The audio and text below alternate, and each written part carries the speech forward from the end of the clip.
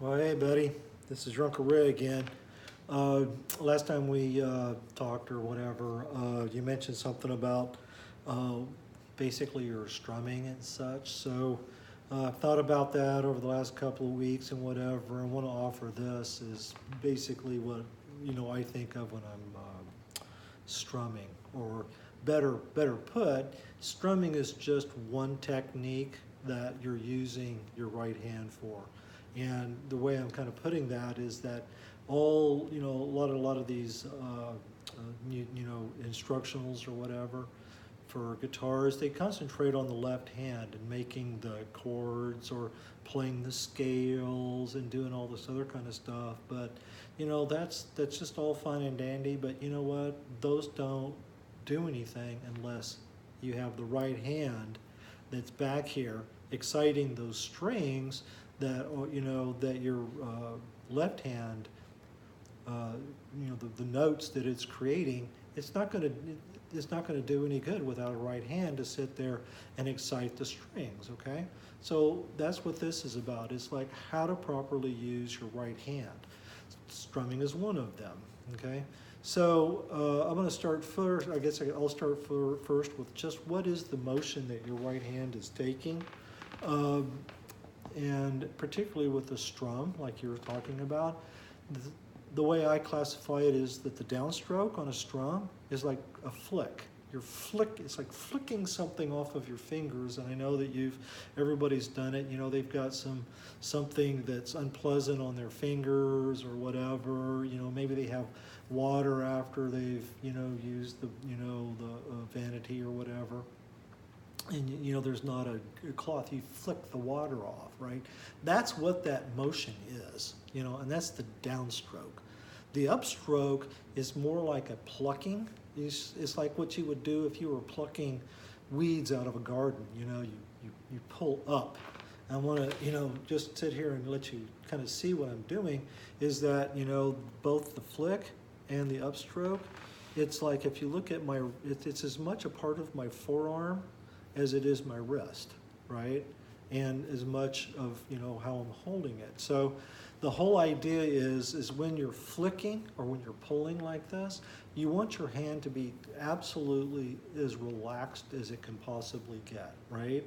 So just as a proof of that, the holding a pick is like a pinch like this. Pinch your fingers together as hard as possible and try and flick as free and easy, both directions as you can. You'll realize that I can't do that. I've got to hold it as absolutely as loose as I can. So let's get on with the picks. There's two generic, sizes. They're gonna each one's going to vary, depending on who's making it. I'm a Clayton guy, so that's what these are, and they're basically just the two basic sizes, right? One of them, this is sort of the more traditional size. It's just that way. And then the one I use is this one, which is more of a triangular type. And other than just their shapes, the only other difference is that, you'll look and see it's the thickness. So they'll come in the same shape, but, let me see if I can't get this thing right here. They come in these different thicknesses. So this one here that I have, this is, in their way of measuring it, it's in parts of a millimeter. This is a full millimeter thick, right? This is 0.63 millimeters, and the one I had here is a 0.5. And the difference is, as you can see, a 0.5, how easy it is really for me to bend that thing more than 50 degrees. I'll put that away. Here is the next, thinner, or the next thicker one. You see, I can actually bend it, but it's to be frank, it's a lot harder to bend it 90 degrees, okay? And then here is the 0.1, and you can kind of go, it's impossible for me to bend that thing over, okay? So that's the basics with a pick, which is actually called a pluck too. And so I use this one right here.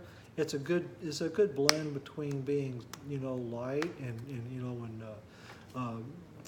bendable, and yet hard enough, but not so that it's so thick. And this is what they call it. It's called the attack on the strings isn't super harsh.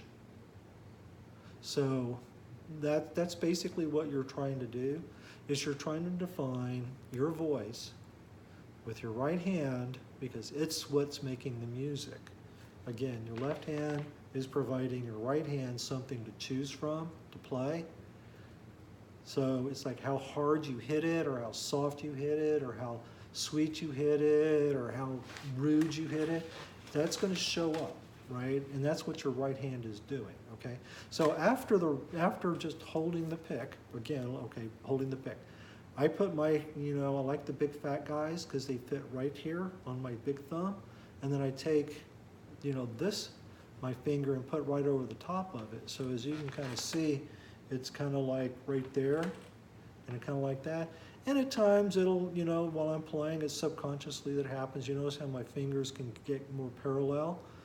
But, a lot of times, particularly when I'm strumming, it's more like a 90-degree angle, okay?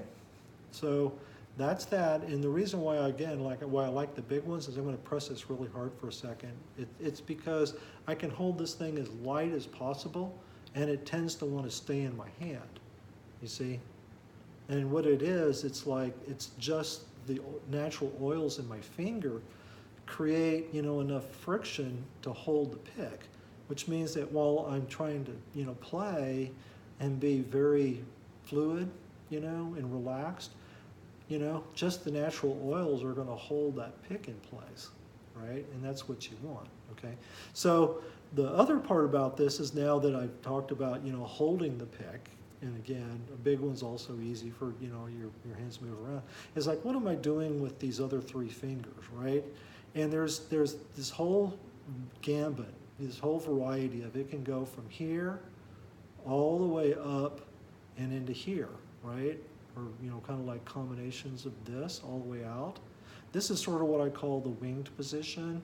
It's the way I play most of the time, but I'll actually play with my hands up here in this cupped position. And so let me get my guitar here, and I'll let you understand why. Okay. One thing, as I'm playing, is you'll notice the reason why I'm holding the pick like I'm doing here with that thumb like that.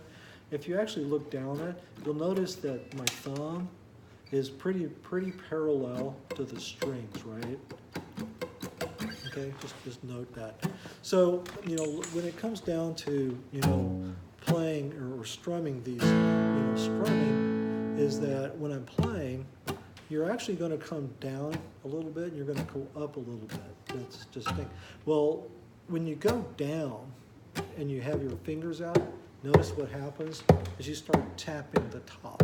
And particularly if you're just tapping them with the pads of your hand, it sounds like it's a drum, right? Okay, well, some people, they like that. But what happens is that as you start moving your fingers up, it goes from tapping to a clicking noise, because it's your fingernails are clicking on the surface, right? And what happens is that, aside from making a noise when you have your fingers out, they call it a pick guard, that goes down like this, kind of more or less. It's just like, I think it's more of a fingernail guard, because I know on my guitars, I don't have a pick guard on here right now, but I had to go extend mine way down here, and it wasn't because my pick was hitting down there because I was strumming so hard. I don't really swing my hand that much. It was because my fingernails were scratching the guitar top all the way down there, just so that you know, okay? When I pull my fingers up and I'm doing a strum, like we were talking, just do that. Remember when I was talking about anchoring, a string? Right? That's all I'm going to be doing here, is that, see, I can play.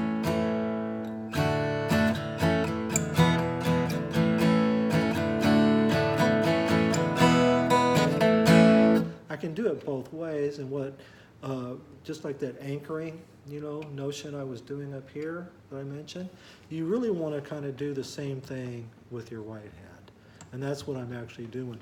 When I'm playing, you'll notice that what I'll do, I'll try to get a better angle of it later. I'm resting the pad of this hand, this part of my hand, actually on the bridge, right? And because that's where it kind of like naturally flexes, but it provides, you know, a way for me to kind of move my hand forward and backwards. So see what I'm doing? And that's actually where the music, you know, a lot of the music comes from, because what I'm doing is I'm being able to make that note into a whole note, a half note, you know, quarter note, eighth note, 32nd, 16th note, right? Because I'm able to mute it, you know, when I need to. You know, what I'm doing is, that you see what I'm, you know, kind of getting done here? You know, sometimes it's on the upstroke. You know, I kind of push my hand down on it. And you can do it both with, you know, with the right hand with your fingers cupped in or cupped out. I like doing this because it gives me better, you know, ability to pick out the note I want to play. And if you'll notice too, sometimes when I'm playing like a song like this, it's called Nature's Way, and it just kind of goes.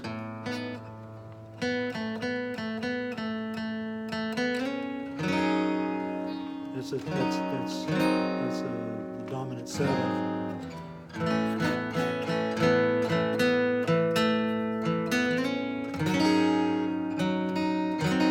See, so what I'm doing is I'm combining, you know, playing many of the notes in that chord, which is the scale.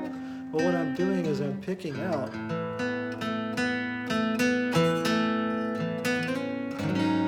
By doing that, what I'm doing is I'm holding, you see what I'm doing? I'm taking my fingers, instead of fully pulling them up into my hand, I'm basically pulling them up underneath the first string, or touching the first string, so that it gives my hand a reference as to where,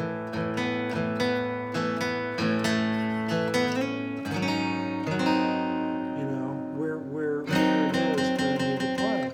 Because I'm not playing that note, and in fact what I want to do is kind of suppress it. No better way to do that than it's basically put your finger on it, okay?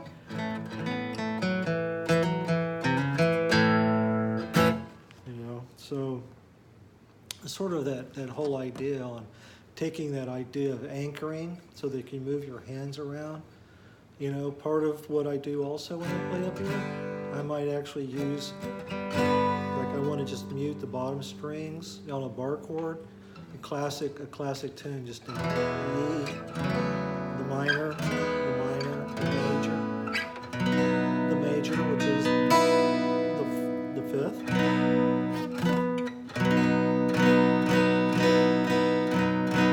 Notice all those high notes aren't in there because I've dropped my finger down. Well, you can actually do the same thing with my, you know, this hand, because either I'm only playing part of it, or if I don't accidentally hit it, I can mute it, okay? And that's what my right hand is doing all this time, okay? So just as a review, the thickness of your pick and how hard you actually strike the string is called the attack.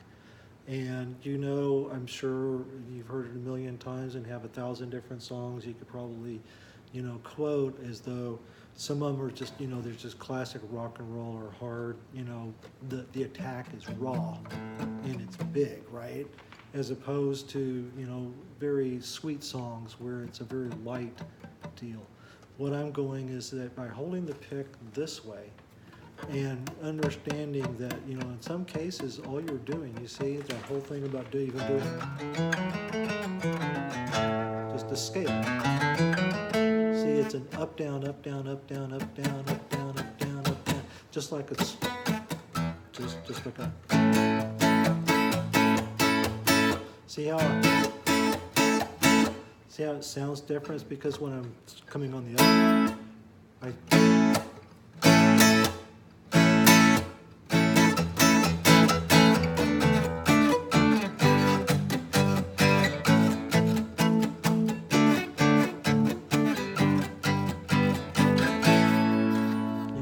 because I'm using my right hand to not only pick out the part of the chord I want to play, but I'm, you know, making it go off and on, just like.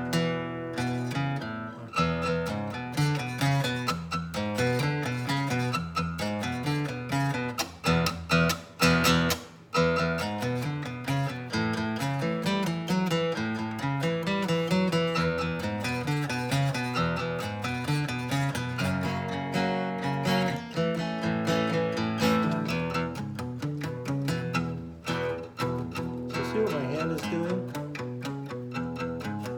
It's sort of half muffling it.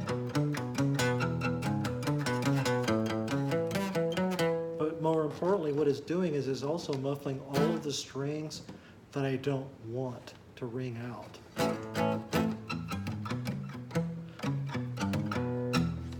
So, you know, I'm going to leave it there, and we'll see if you understand this or if I need to clarify anything. And until next time.